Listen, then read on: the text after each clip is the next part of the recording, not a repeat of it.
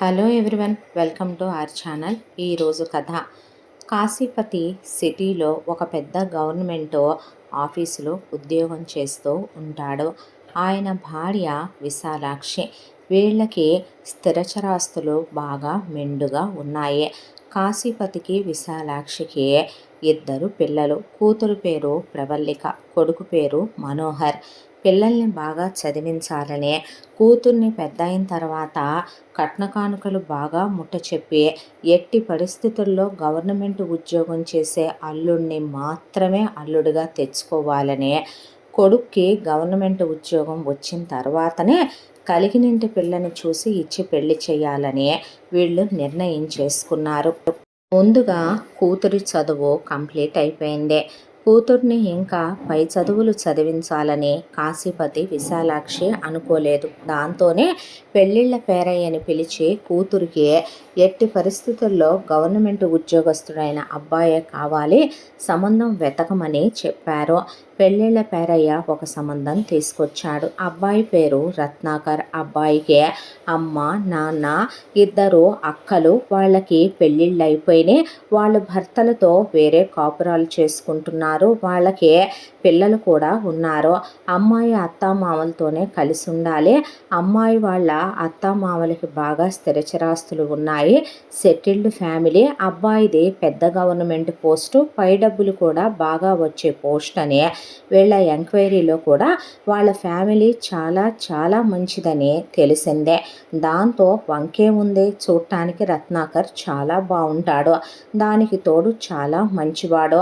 మెతక మనుషులు వాళ్ళ ఇంట్లో వాళ్ళు. అంతకన్నా మనకు కావలసిందేముందనుకునే కూతురు కాబోయే అల్లుడు మాట్లాడుకుని ఇద్దరి అభిప్రాయాలు కూడా కలిశాయి. ఒకళ్ళకు ఒకళ్ళం నచ్చామని చెప్పాక పెద్దవాళ్ళు కూర్చొని, మీరు మీ అమ్మాయికి ఏం పెట్టుకోవాలనుకుంటారో పెట్టుకోండి, మాకు కట్న కానుకల మీద ఆశ లేదు, మేము కట్నాల కోసమనే ఈ సంబంధం చేసుకోవటానికి రాలేదు, మాకు సంస్కారం ఉన్న పిల్ల ఇంటి కోడలుగా కావాలి, మీది చాలా మంచి కుటుంబం అని, మీ అమ్మాయిని చాలా పద్ధతిగా పెంచారని తెలిసి ఇక్కడి వరకు బియ్యం అందటానికి వచ్చామన్నారు బియ్యాల వాళ్ళు. వాళ్ళు కట్న కానుకలు వద్దన్నప్పటికీ, వాళ్ళు అమ్మాయిని నంపితే చాలన్నప్పటికీ విశాలాక్షి కాశీపతి అదేమన్నమాట అని కూతురికి పొలంలో వాటా, స్థలంలో వాటా, దాంతోపాటు కూతురికి భారీగా క్యాషు, భారీగా బంగారు, వెండి, లాంఛనాలు, బట్టలు పెట్టి ఎక్కడా ఏది తక్కువ కానివ్వకుండా బాగా గ్రాండ్గా ఎంగేజ్మెంటు పెళ్ళి చేసి అత్తారింటికి సాగనంపారు. అత్తారింటికి వెళ్ళిన ప్రవల్లిక ఆ ఇంటిని గమనించడం మొదలుపెట్టింది. ఉండేది కలిసే సంసారం అయినప్పటికీ కూడాను మామగారు చాలా స్నేహపూర్వకమైన మనిషి, చాలా ఆప్యాయంగా పలకరిస్తాడు ఆయన. అత్తగారు ఒక్క చిన్న పని కూడా చెప్పదు. తను రాకముందు పని వాళ్ళు వచ్చి ఎలా పనులు చేసుకొని వెళ్ళిపోయేవాళ్ళో ఇంట్లో వంట మనిషి కూడా ఉంటుంది. అత్తగారు వంట మనిషి రానప్పుడు ఏదైనా స్పెషల్గా చెయ్యాలనుకున్నప్పుడు ఆవిడ చేసుకుంటారు. పూజా పునస్కారాలు సైతం అత్తగారు చేసుకుంటుంది. కానీ ప్రవల్లికకి ఏమీ చెప్పరు. రత్నాకర్ ప్రవల్లికని పల్లెత్తు మాటండో.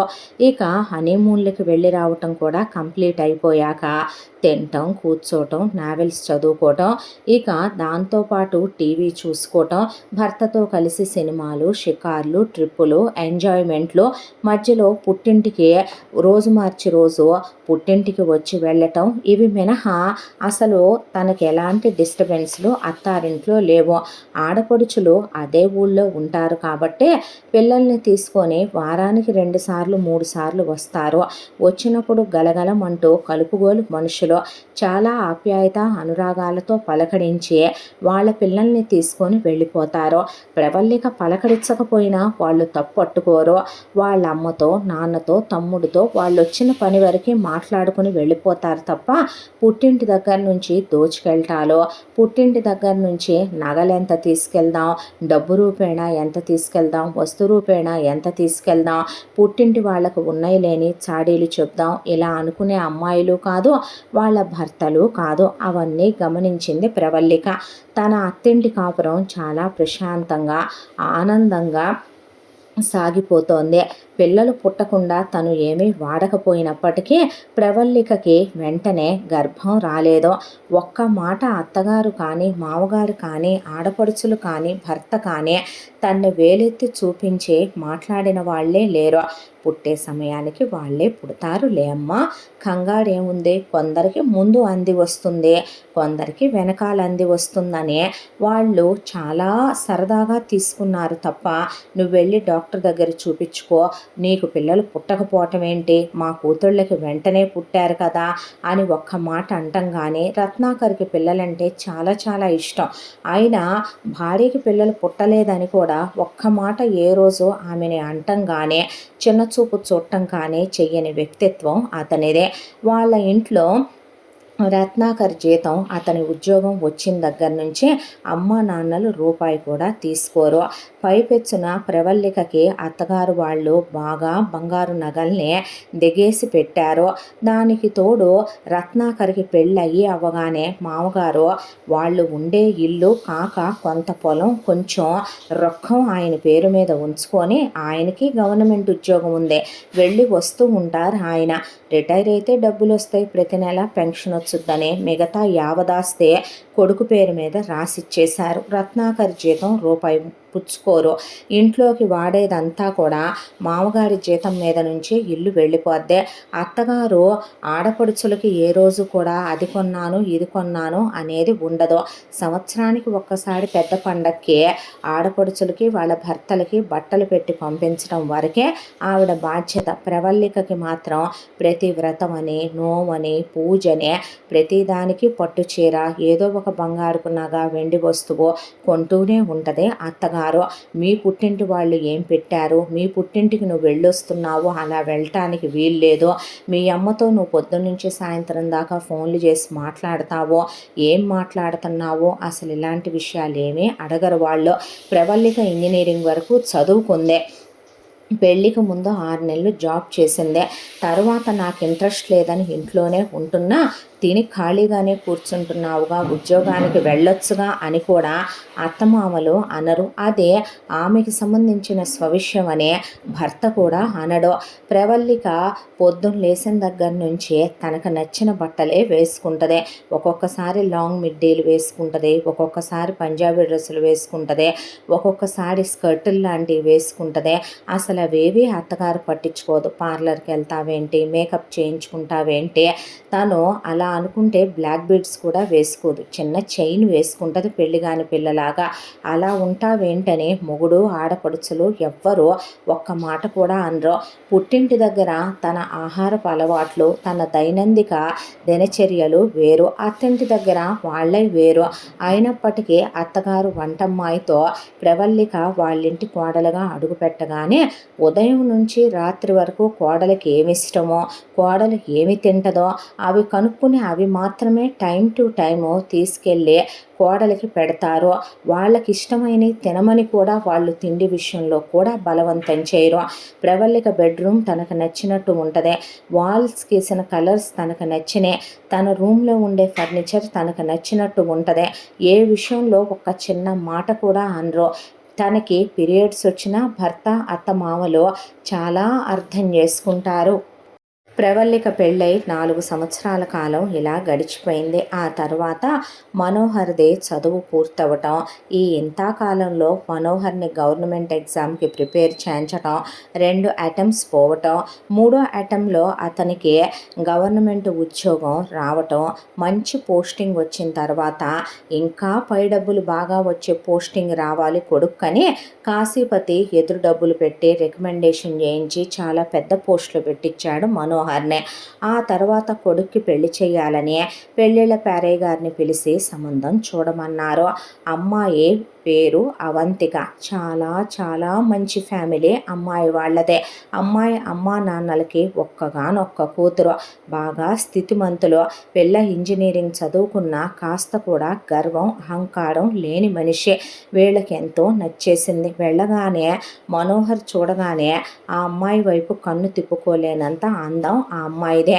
పైగా వీళ్ళు మేమేమి మా అమ్మాయికి కట్న కానుకలు ఇంత అని పెడతామని అనలేదు, మా కయ్యాల వారు మా ఇష్టం అని చెప్పారు. మా ఇష్ట ప్రకారం పెట్టుకున్నాం, మీరు కూడా మీ అమ్మాయికి మీ ఇష్ట ప్రకారం పెట్టుకోండి, పెళ్ళి బాగా చెయ్యండి అని చెప్పారు విశాలాక్షి కాశీపతి. అవంతికకి ₹1,00,00,000 క్యాషు, వాళ్ళు దాంతోపాటు ఒక ల్యాండు, ఒక విల్లా, దాంతోపాటు అల్లుడి కోసమని ఒక ₹10,00,000 కారు, అల్లుడికి బంగారం, ఆడపడుచు లాంఛనాలు వీళ్ళు అడక్కపోయినా ప్రవల్లికకి ఒక నెక్లెస్, 2 గాజులు, ₹25,000 పట్టు చీర పెట్టి, కూతురు పేరిట 5 ఎకరాల పొలం కూడా పెట్టే అన్ని లాంఛనాలతో 2 లారీల సామానిచ్చి మరీ అమ్మాయిని అల్లుడికి గవర్నమెంట్ ఉద్యోగం అనే దాంతో అవంతికనే అత్తారింటికి పంపించారు. ఫస్ట్ నైట్లు, హనీమూన్లు అయిపోయినాయి. ఆ తర్వాత విశాలాక్షి అసలు అవంతికని ఏమీ అనేది కాదు. వీళ్ళ ఇంట్లో వంట మనుషులు ఉండరు, విశాలాక్షి వంట చేసుకుంటుంది. అవంతికకి ఫుడ్ విషయంలో ప్రవల్లికలాగా నేను ఇదే తినాలి అదే తినాలి అనేది ఏముండదు. బాగా కలిసిపోయే తత్వం ఉన్న అమ్మాయి కాబట్టి అత్తగారు ఏముండి పెట్టినా ఆనందంగానే తింటది. పైగా అవంతిక ఉదయాన్నే లేవటం, ఇంట్లో పూజ చేసుకోవటం, భర్త పనులన్నీ తనే చూసుకోవటం, పనమ్మాయితో ఇంటి పనులన్నీ చేయించటం, కాశీపతి అదమ్మా ఇదమ్మా అని మాట్లాడుతుంటే వింటాం, భర్తతో కలిసి సినిమాకి వెళ్ళి రావటం, సరదాగా షాపింగ్కి వెళ్ళి రావటం, వాళ్ళ పుట్టింటికి వెళ్ళి రావటం, వాళ్ళకి ఒకటే పిల్ల కాబట్టి ప్రతి వీకెండు అత్తయ్య వెళ్ళిరామా అంటే వెళ్ళిరండమ్మా అనేది విశాలాక్షి. ఇలా రోజులు గడిచిపోతూ సంతోషంగా ఒక 6 నెలల కాపురం గడిచిపోయింది. ఆ తర్వాత ఆడపడుచు ప్రవల్లిక రోజు మార్చి రోజు ఇక్కడికి వస్తుంది. ఏంటా పెళ్ళై వెళ్ళిన ఆడపిల్ల ఒకటి అన్నిసార్లు పుట్టింటికి రాకూడదు కదా, ఊళ్ళోనే ఉంటున్నా అదే పద్ధతి కాదు కదా, అసలు వచ్చి ఏం చెప్పుద్ది అత్తగారిని గదిలోకి తీసుకెళ్ళని ఒకరోజు ఒక చెవి అటు పడేసింది అవంతిక. వచ్చిన ప్రవల్లిక చాలా అసభ్యకరంగా, మా అత్త క్యారెక్టర్ అస్సలు మంచిది కాదు, మా అత్త పెద్ద తిరుగుబోతూ, మా అత్తకి మా మామయ్యతో కాకుండా మా మామయ్య తమ్ముడు మా చిన్న మామయ్యతోనే నా భర్త నా ఆడపడుచులు పుట్టారేమోనని నాకు అనుమానం, ఎందుకంటే మా పెద్ద ఆడపడుచు పోలికలన్నీ మా చిన్న మామగారియే, అస్సలు మా మామయ్యని మా అత్తయ్య నోరు ఎత్తనివ్వదు, చేతగానే వెధవని చేసి మూలన కూర్చోబెట్టింది. ఇక మా ఆయన విషయానికి వస్తే బయట ఆడవాళ్లతో ఎఫ్ఐఆర్లు పెట్టుకుంటున్నాడేమోనని నాకు డౌట్ వస్తోంది, రోజు ఆఫీస్ కాల్స్ అనే ఫోన్లు మాట్లాడుతున్నాడు, మా ఆడపడుచులు తిరుగుబోతు రకాలు, చెప్పాలంటే అసలు బొడ్డు కిందకి చీర కట్టుకుంటారు, ఇక వేశ్యల్లాగా రెడీ అవుతారు, మొగుళ్ళంటే లెక్కలేదు, ఇద్దరు ప్రేమించి పెళ్ళిళ్ళు చేసుకున్నారు, అత్తామావల్ని నోరు ఎత్తనివ్వరు, అత్తామావల్ని చాలా ఫ్రెండ్లీగా ఉండే ఫ్యామిలీల్ని చూసుకున్నామని వీళ్ళకి తగ్గ గాలి రకాలనే వీళ్ళు పెళ్ళిళ్ళు చేసుకున్నారు అని చాలా అసభ్యంగా అటు అత్తింటి వాళ్ళ గురించే ఆడపడుచుల గురించే, ఆడపడుచులు ఎవరెవరితోనో చెడు తిరుగుళ్ళు తిరుగుతారనే, ఆడపడుచులకి అక్రమ సంబంధాలు ఉన్నాయనే, అత్తగారు అక్రమ సంబంధాలు తన చిన్నమామగారితో పెట్టుకుందనే, తన భర్త ఎవరెవరితోనో తిరుగుతున్నాడని తనకు అనుమానమనే, ఉన్నవి లేనివి రోజు కూర్చునే,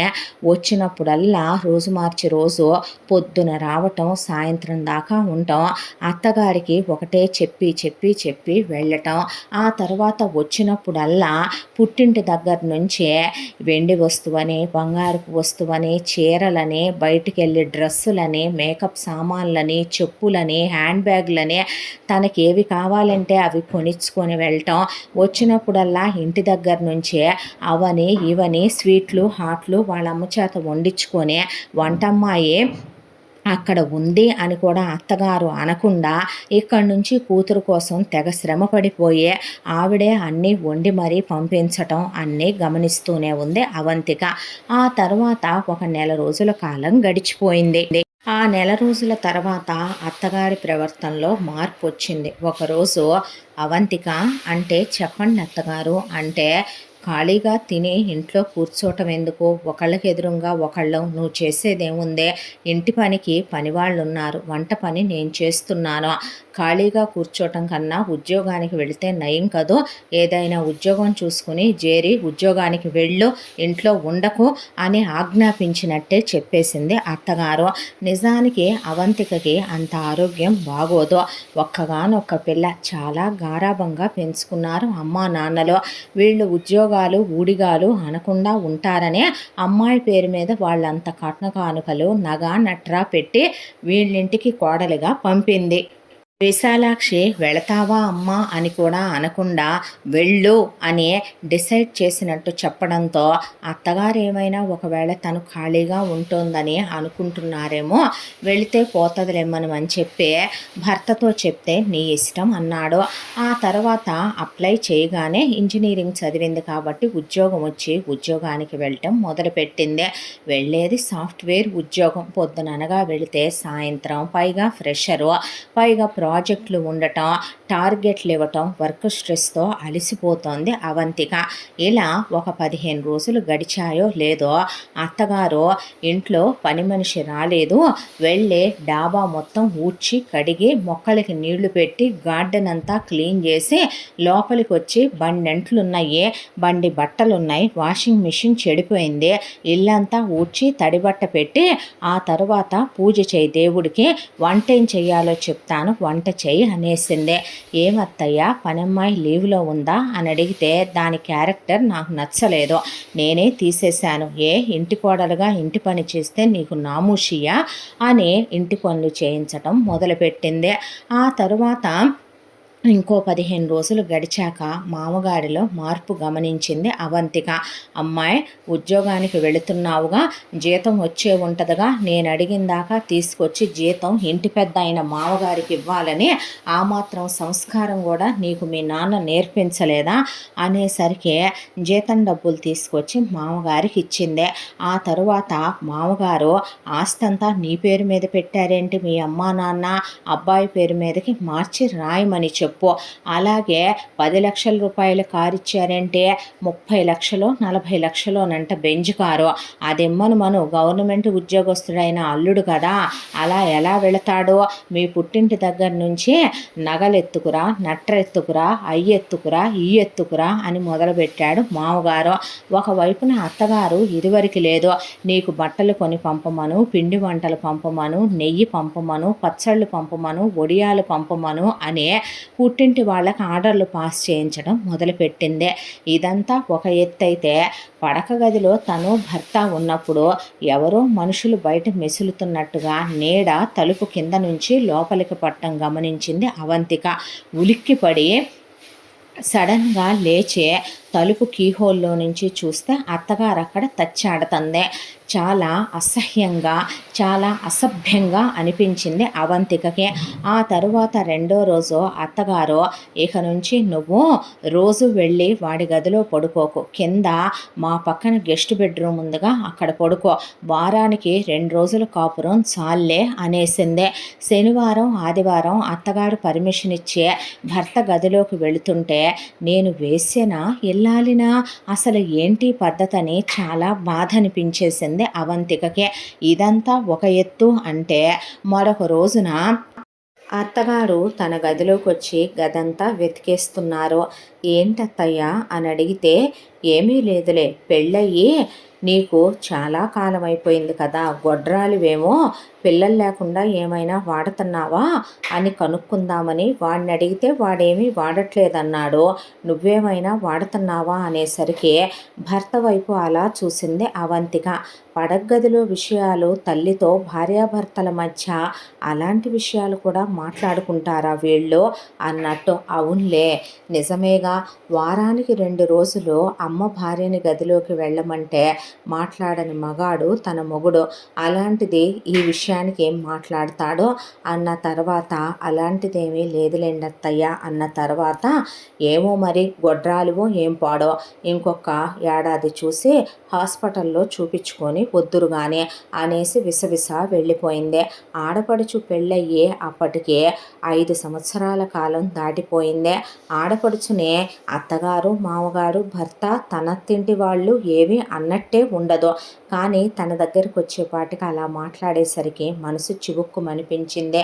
అవును, అవంతిక పిల్లలు లేకుండా కాపట్టి వేయించుకుంది. దానికి కారణం అత్తగారు ఒకేసారి ఆడపడుచు తను గర్భవతులైతే మేనేజ్ చెయ్యలేదని, ఒకేసారి ఇద్దరిని హ్యాండిల్ చేసుకురాలేదని, పెద్ద వయసు అయిపోతుంది తను అలసిపోద్దని, అదీ కాక ఆడపడుచు కన్నా ముందు తన పిల్లల్ని కంటే ఆడపడుచుని అందరూ గొడ్రాలు అంటారని, తనేదో కావాలని పుడిగొల్పి అందరినీ ఆడపడుచుని మాటలు అనిపించినట్టు ఉంటుందని, తనే కావాలని ఎవరికీ చెప్పకుండా ఆఫీసు టెన్షన్లో ఇంటి చాకిరితో ఇప్పుడు మళ్ళీ కడుపుతో ఉంటే ఇవన్నీ హ్యాండిల్ చెయ్యలేను అనే దాంతో కాపర్టీ వేయించుకుంది. కానీ అత్తగారు ఇలా మాట్లాడేసరికి చాలా దుఃఖం అనిపించింది.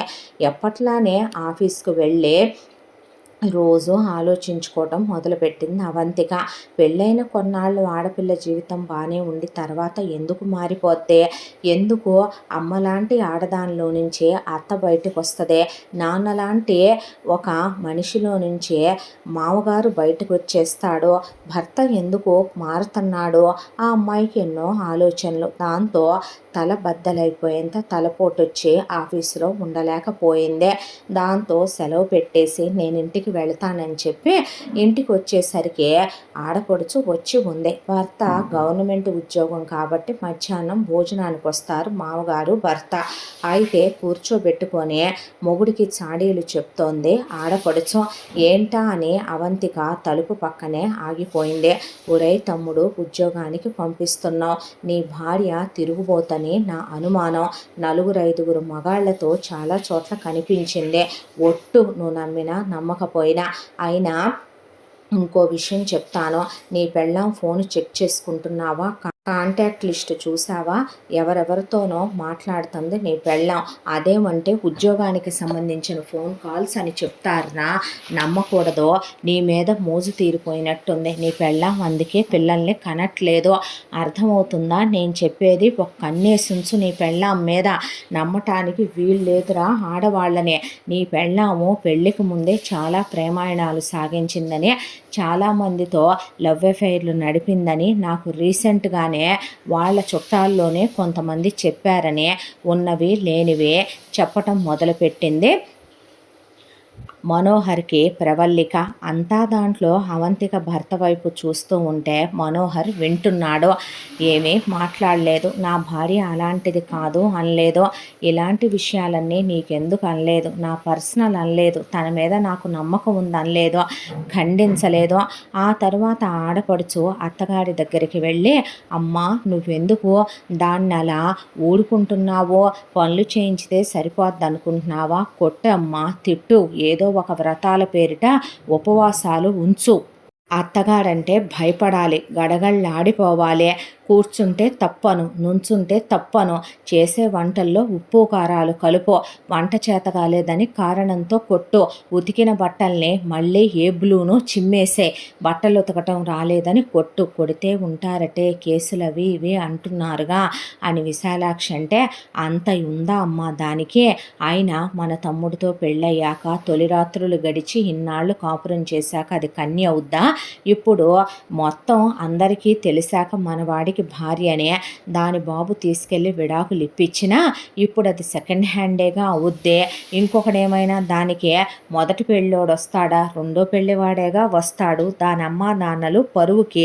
పెద్దపీట వేస్తారో, కుక్కల్లే కుక్కిన పేనల్లే నీ కాళ్ళ దగ్గర పడి ఉంటాను తప్ప దానికి ఇంకో ఆప్షన్ లేదు, హద్దుల్లో ఉంచమ్మా, గడగళ్ళాడిస్తా ఉంచు, అర్థమైందా అని విశాలాక్షికి చెప్పి కాశీపతి దగ్గరకు వచ్చి, నాన్న ఏంటి అలా ఊరుకుంటావో, వాళ్ళకి ఇది ఒక్కతే కూతురు, తమ్ముడికి 10 లక్షల కారు ఇచ్చి ఊరుకున్నారు, 70-80 లక్షలంట ఆడి కారు లాంటిదే, ఓ బ్రాండెడ్ కారు చూసి ఇమ్మనమను, అందులో 10% ఆడపడుచుకి ఇవ్వాలి, గుర్తుపెట్టుకొని ఆ మిగతా డబ్బులతో, ఆడపడుచు అంటే అర్థమవుడు అంటారు, నాకేదో ఒక డైమండ్ నెక్లెస్ డైమండ్ హారము చేయించుకోవాలని కోరిక, ఇప్పించు, అలాగే వాళ్ళ నాన్న దగ్గర ఎంత ఆస్తుందో కనుక్కో, ఆ ఆస్తి అంతా కూడా దీని పేరిట కాకుండా మన తమ్ముడి పేరిట రాసిమ్మను, మెల్లగా దాని అమ్మ బాబుల్ని ఏ అనాథాశ్రమానికో చేర్చేయొచ్చు కొంతకాలం ఆగిన తర్వాత.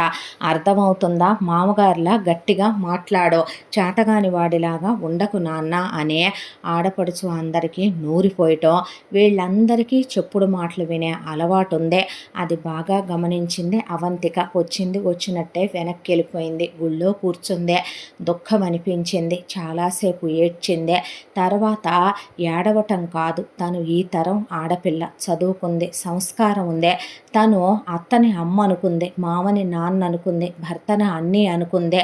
కానీ ఆడపడుచు ఒక తోబుట్టువులాగా కాదు, చాలా నేలబారు మనిషిలాగా ప్రవర్తిస్తోంది. భర్తనే నిలదీసి అడగాలనుకొని ఇంటికి వెళ్ళింది అవంతిక.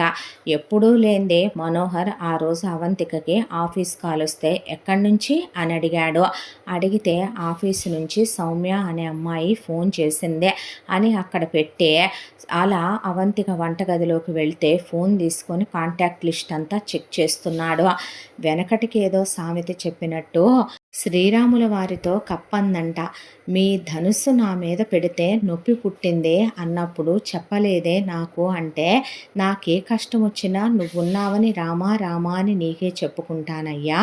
నువ్వే నా మీద ధనుస్సు పెడితే ఎవరికి చెప్పుకోవాలో అర్థం కాక బాధను భరించాను అనే. ఎవరి వల్ల ఒక ఆడపిల్లకి బాధ కలిగిందన్నా భర్తకే చెప్పుకుంటదే. అలాంటి భర్తే ఒక ఆడపిల్లని అనుమానిస్తుంటే ఇది ఎక్కడి నుంచి ఎక్కడ దాకా వెళ్ళొద్దని గుండె మండిపోయింది అవంతికకి. టిట్ ఫర్ టాట్ అంటే ఏంటో చూపించాలనుకుందే. అప్పటి వరకు ఆ అమ్మాయి ఈ తరం పిల్ల కాబట్టి ఆడపడుచు తన పెళ్ళై వచ్చిన మొదటి రోజు నుంచి ఆడపడుచు అత్తింటి వాళ్ళ మీద, మొగుడు మీద, అత్తగారి మీద, ఆడపడుచుల మీద చెప్పిన చాడీలన్నీ చాలా వీడియోలు తీసి ఉంచుకుందే. అవి మొత్తం తన ఫోన్లో నుంచి ఒక పెన్ డ్రైవ్లోకి ఎక్కించి దాచిపెట్టే ఉంచింది. అయితే ఆఫీస్కి వెళ్ళిన అవంతికకి తన పక్కనే ఉండే కొలీగ్ ఒక అమ్మాయి ఫోన్ అమ్మేస్తున్నాను అవంతిక, ఓఎల్ఎక్స్లో పెట్టాను, తక్కువకు అడుగుతున్నారంటే నేను తీసుకుంటాను ఇవ్వు అని చెప్పి ఆ ఫోన్ తనే కొన్నదే. కొన్న తర్వాత తన పేరు మీద కాకుండా వేరే ఎవరో పేరు మీద ఒక సిమ్ము ఎలాగోలాగా పట్టుకుంది. ఆ సిమ్ముని ఆ ఫోన్లో వేసింది. పెన్ డ్రైవ్లో ఉన్న వీడియోలన్నీ ఆ ఫోన్లోకి ఎక్కించే ఆడపడుచు భర్తకే, అత్త మామలకే, ఆడపడుచులకి సెండ్ చేసేసిందే. ఆ అమ్మాయి నిజానికి ఆ పని చెయ్యాలి అనుకోలేదు. కానీ ఎంతకాలం నా బంగారు పుట్టలో వేలు పెడితే కుట్టవా అనే భరిస్తూ ఉండేది. కుట్టేయటమే. ఒకళ్ళ జీవితాల్లోకి ఒకళ్ళు వెళ్ళనంత వరకే ఎవరి బ్రతుకులు వాళ్ళవే. కానీ ఒకళ్ళ జీవితాల్లోకి వచ్చి కెలకటం మొదలు పెడితే అది ఎక్కడ దాకా వెళ్ళుద్ది అనే దాంతో ఎప్పుడైతే వీడియోలు సెండ్ చేసిందో ప్రవల్లిక అత్త, మామ, భర్త, ఆడపడుచుల భర్తలు, వాళ్ళత్త మామలు చూసి ఇంటికి వచ్చి కూర్చున్నారు. ప్రవల్లిక పుట్టింటికి వెళ్ళేసరికి ఎర్రగా ఉన్నాయి రత్నాకర్ కళ్ళు. ఏంటి మీటింగ్ పెట్టారు అందరూ అంది వెళ్ళగానే. కడుపు మండిపోయి ఒళ్ళు మండిపోయిన భర్త వీడియోలు ఆన్ చేసి అక్కడ పెట్టేపాటికి ప్రవల్లిక గొంతులో నుంచి మాట బయటికి రాలేదు. దాంతో షాక్లో ఉండిపోయింది. ప్రవల్లికనే ఏంటిదంతా అని అడిగితే అవన్నీ ఫేక్ వీడియోస్, మార్ఫింగ్ చేశారు అనేసరికి పడేసి తుక్కు కింద కొట్టి వదిలిపెట్టాడు ప్రవల్లికని భర్త. భర్తతో పాటు మామగారు నానా మాటలు, ఆడపడుచుల అత్తమామలు, ఆడపడుచుల భర్తలు నానా మాటలు, ఆడపడుచులు అత్తగారు చేయి చేసుకున్నారు. ఆ తర్వాత పంచాయతీ విశాలాక్షి కాశీపతి దగ్గరకు వచ్చి ఆగిందే.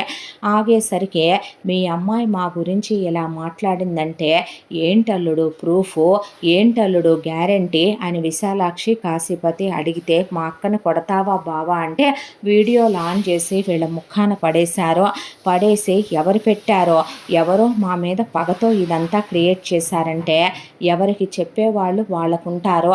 మేము ఎంక్వైరీ చేసుకున్నాం. మీ అక్క ఎలాంటిదో, మీ అక్క ఎన్నెన్ని మా గురించి చెప్తుందో మాకు చెప్పేవాళ్ళు మాకు కూడా చెప్తున్నారు.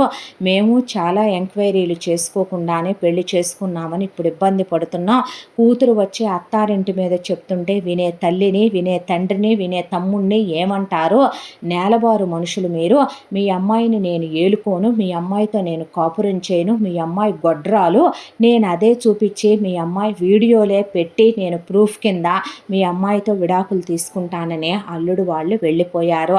దాంతో చేసేదేమీ లేక ఊళ్ళో వాళ్ళు చుట్టాలు బంధువులు నానా మాటలనే కూతుర్ని పెంచడం చేత కాలేదని విచ్చలవిడిగా పెంచారని, మీ కూతురికి పద్ధతి లేదు సంస్కారం లేదు, అత్తారింట్లో ఎలా ఉండాలో కూడా నేర్పించకుండా ఎలాగైనా తయారు చేసేదని వీళ్ళని నానా మాటలని కూతుర్ని ఇంట్లో కూర్చోబెట్టుకుంటారా, పెళ్ళైన పిల్లని ఇన్నేళ్ళు అయ్యాక ఇంట్లో ఉంచుకోవచ్చా, అల్లుడు కాళ్ళు పట్టుకునైనా కూతుర్ని అప్పచెప్పి రావాలి కానీ అనేసరికి విశాలాక్షి కాశీపతి మనోహర్ వెళ్ళి రత్నాకర్ వాళ్ళ కాళ్ళ మీద పడి ప్రవల్లికను వాళ్ళ కాళ్ళ మీద పడేయించి క్షమాపణలు చెప్పి ఏలుకో అల్లుడు తప్పు మాదేనయ్యా అని బ్రతిమిలాడుకున్నారు. దాంతో రత్నాకర్ వాళ్ళ కుటుంబం ఒకటే నిర్ణయించారు, మీ అమ్మాయి పుట్టింటికి రాబట్టే ఇవన్నీ వస్తున్నాయి, శాశ్వతంగా మీ అమ్మాయి పోయిన రోజు వరకు మీరు పోయే రోజు వరకు మీ అమ్మాయి పుట్టింటికి రావటానికి వీల్లేదు, అలా మీరు ఒప్పందం చేసుకుని కాగితాలు రాస్తేనే మీ అమ్మాయి కాపురం చేస్తుంది అనేసరికి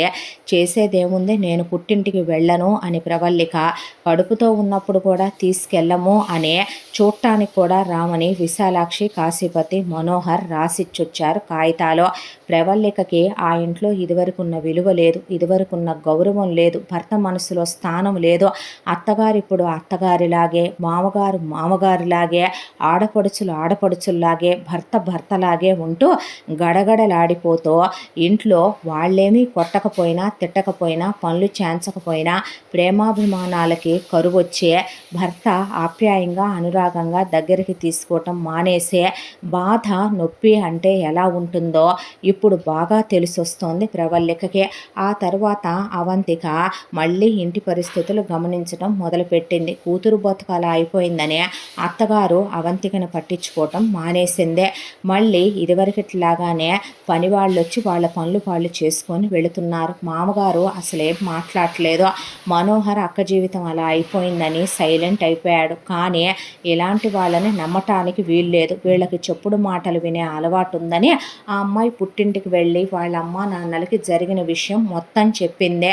అవంతిక వాళ్ళ నాన్న పెద్ద మనిషి, ఆయన పలుకుబడి ఉన్న మనిషి, ఇన్ఫ్లుయెన్స్ వాడి అల్లుడికి చాలా దూరాభారం కొన్ని వేల మైళ్ళ దూరానికి ఉద్యోగం ట్రాన్స్ఫర్ వచ్చేలా ప్రమోషన్ వచ్చేలా చేశాడు. ఉద్యోగం వదులుకోలేడు కదా అమ్మా నాన్నల కోసం, పైగా వాళ్ళ నాన్నకి ఇంకా సర్వీస్ ఉంది, వాళ్ళ ఇక్కడే అలవాటైపోయే తనతో పాటు రాలేరు. దాంతో భార్యను తీసుకొని వెళ్ళక తప్పలేదు మనోహర్. అక్కడికి వెళ్ళిన వెంటనే అవంతిక అక్కడ ఒక ఇల్లు కొనిచ్చుకుంది. ఆ తర్వాత భర్త ఆఫీస్కి వెళ్ళొస్తుంటే తన ఉద్యోగం మానేసింది, పని వాళ్ళని వంట వాళ్ళని పెట్టుకుంది, ప్రాపర్టీ తీసేయించి వెంటనే ప్రెగ్నెంట్ అయింది.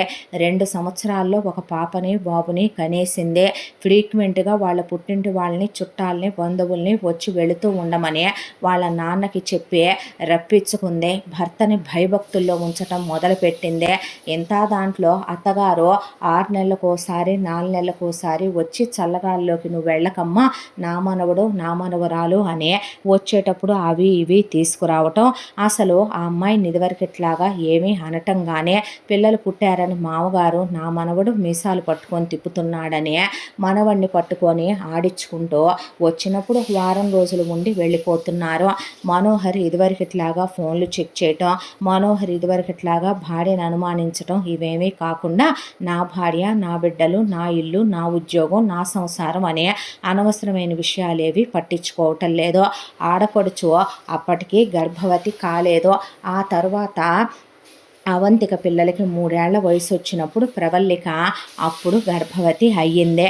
ఒకే ఒక్క పాప పుట్టడంతో ప్రవల్లికకి గర్భసంచి తీసేశారని, కడుపుతో ఉన్నప్పుడు కూడా పుట్టింటికి పంపలేదని, సీమంతాలు చేస్తామన్నా వద్దన్నారని, వీళ్ళు పద్దాకా వెళుతున్నారని, అసలు ప్రవల్లిక వాళ్ళ అత్త మామ భర్త ఆ ఊరు నుంచే వాళ్ళ మామగారు రిటైర్ అయిపోయిన తర్వాత ప్రవల్లిక భర్త ట్రాన్స్ఫర్ పెట్టించుకొని దూరంగా వెళ్ళిపోయారని, ప్రవల్లిక ఆడపడుచులు కూడా మళ్ళీ అదే ఊరికే వాళ్ళ మొగుళ్ళని ట్రాన్స్ఫర్లు పెట్టించుకోమని వాళ్ళు వెళ్ళిపోయారని, ప్రవళిక జీవితంలో వచ్చిన మార్పు ఏమీ లేదని, ఏదో వాళ్ళు కొట్టకపోయినా తిట్టకపోయినా ఇంట్లో పనులు చేయించకపోయినా ప్రేమాభిమానాల లోటుతో ఈ కళ జీవితం వెళ్ళబుచ్చేస్తోందని తెలిసింది అవంతికకే.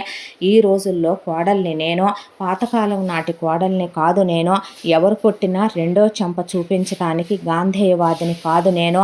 నిజమే, నా భర్త నా అత్తమామలు చెప్పుడు మాటలు వింటారు. ఆ చెప్పుడు మాటలు వినటానికి, ఆ చెప్పుడు మాటలు చెప్పడానికి కారణమే నా ఆడపడుచు. నా ఆడపడుచు రాకపోతే నా అత్తింట్లో నాకు డిస్టర్బెన్సులు ఉండవు. వచ్చింది పుట్టింటికి రావచ్చు వెళ్ళొచ్చు, తప్పు కాదు. పక్కన వాళ్ళ జీవితాలు చెల్లాచెదురు చేద్దామనుకోవటం, వాళ్ళ జీవితాల మీద పేడ నీళ్లు చల్లాలనుకోవటం తప్పు. అదే తన వరకు వస్తే తనకెంత బాధ కలుగుద్దో అవతల వాళ్ళకు కూడా అంతే బాధ కలుగుద్దనే గుణపాఠం నేర్పించింది అవంతిక ప్రవళికకి. ఈ గుణపాఠాన్నే తన కాపురాన్ని నిలబెట్టుకొని ఈ తరం ఇల్లాలిగా చాలా తెలివితేటలతో తన జీవితాన్నే, తన కాపురాన్నే నిలబెట్టుకుంది. ఇంతటితో ఈ కథ సమాప్తం.